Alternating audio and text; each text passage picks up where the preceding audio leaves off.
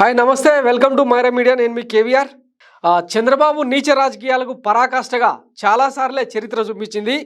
నిన్న ఒక ఫోటో ఆంధ్రప్రదేశ్ రాజకీయాల్లో తీవ్రమైన చర్చనీయాంశమైంది. అదేంటంటే బీటెక్ రవితో బ్రదర్ అనిల్ కుమార్ భేటీ అవ్వడం. కడప డొమెస్టిక్ ఎయిర్పోర్ట్లో ఒక లాంజ్లో ఇద్దరు పరస్పరం కలవడం, కొద్దిసేపు మాట్లాడుకోవడం రాజకీయాల్లో తీవ్ర చర్చనీయాంశమైంది. ఆ ఫోటో బయటకు వచ్చిన వితిన్ మినిట్స్లోనే కాకినాడ సభలో సీఎం వైఎస్ జగన్ ఆసక్తికర వ్యాఖ్యలు చేశారు. చంద్రబాబు రాజకీయాలు ఎలా ఉంటాయంటే కుటుంబాల మధ్య చిచ్చు పెడతాడు, కుటుంబాలను చీలుస్తాడు, ఇంకా రాబోయే రోజుల్లో ఇంకేమేమి చూడాలో అని చెప్పి ఆయన తీవ్రమైన ఆవేదన వ్యక్తం చేస్తూ మాట్లాడిన మాటలు సర్వత్రా చర్చనీయాంశమైన సంగతి తెలిసిందే.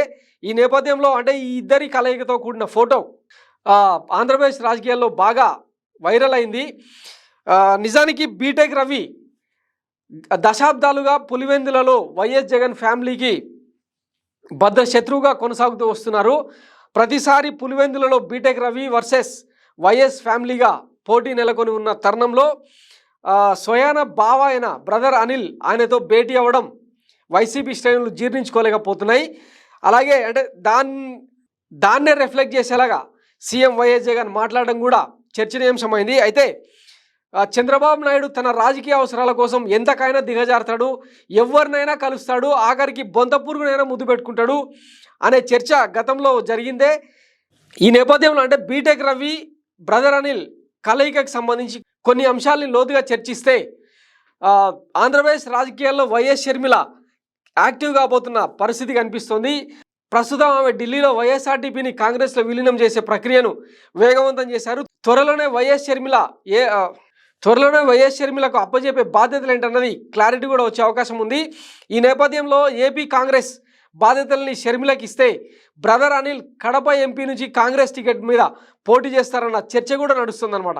ఇలాంటి టైంలో బీటెక్ రవితోన బ్రదర్ అనిల్ భేటీ అవ్వడం చర్చనీయాంశంగా మారింది. అయితే వైఎస్ షర్మిల కాంగ్రెస్ వైపు మొగ్గు చూపడం టీడీపీ చంద్రబాబు నాయుడుకు ఏం ఫాయిదా అన్నది ఇప్పుడు ఆసక్తికర చర్చ. అంటే పొత్తులో భాగంగా ఇప్పటికే జనసేనతో ఒకవైపు బీజేపీతో అంటగాగుతున్న తరుణంలో ప్రత్యక్షంగా కానీ పరోక్షంగా కానీ కాంగ్రెస్తో పొత్తు పెట్టుకొని ఆ పార్టీకి కొన్ని సీట్లు వదులుకునే ఉద్దేశంతో చంద్రబాబు నాయుడు వ్యూహాలు పన్నుతున్నట్టు సమాచారం. అందులో భాగంగానే బ్రదర్ అనిల్కు ఆయాచితంగానే టీడీపీ సపోర్ట్ చేస్తుందా అన్న చర్చ కూడా నడుస్తుంది. సో వైఎస్ జగన్ ఓటు బ్యాంకును వైఎస్ షర్మిల ఎంతో కొంత చీలుస్తుందన్న నమ్మకంతో చంద్రబాబు ఈ పాచికలకు ఎత్తుగడలకు దిగుతున్నారన్నది క్లియర్గా కనిపిస్తోంది. ఈ నేపథ్యంలో ఆంధ్రప్రదేశ్ రాజకీయాలు కనుక మనం కీన్గా అబ్జర్వ్ చేస్తే ప్రస్తుతం ప్రతిపక్షాల సంగతి పక్కన పెడితే కేవలం Jagan positive vote and negative vote మాత్రమే ఉంది. దాన్ని ఎవరు గెయిన్ చేస్తారు, నెగిటివ్ ఓట్ని ఎవరు గెయిన్ చేస్తారు అన్నదే ఇప్పుడు ఆసక్తికరం. ఒకవైపు జనసేన, మరోవైపు టీడీపీ, ఇంకోవైపు బీజేపీ, లెఫ్ట్ పార్టీలు, ఇప్పుడిప్పుడే ఎదుగుతున్న కాంగ్రెస్.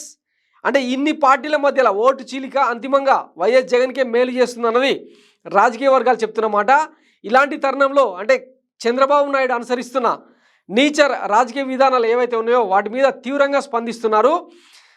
అల్టిమేట్గా వచ్చే ఎన్నికల్లో రిజల్ట్ ఎట్లా ఉంటుందన్నది ఇప్పటికే టీడీపీ సంకనాకిపోయింది.